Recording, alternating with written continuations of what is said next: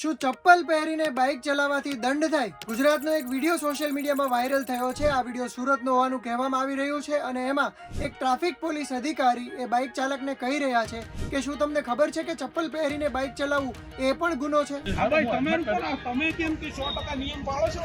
ચપ્પલ પહેરીને તમે બાઇક ચલાવો છો? તમને ખબર છે સ્લીપર પહેરીને બાઇક ન ચલાવાય?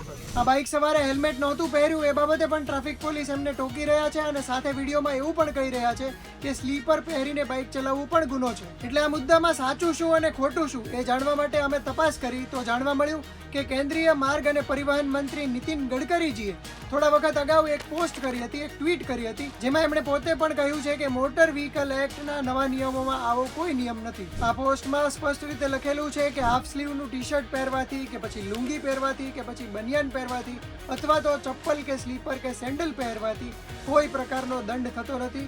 મોટર વ્હીકલ એક્ટમાં આ પ્રકારની જોગવાઈ નથી. હા, જો કે માથું ઢાંકવા માટે હેલ્મેટ તો બધાએ પહેરવું જ જોઈએ.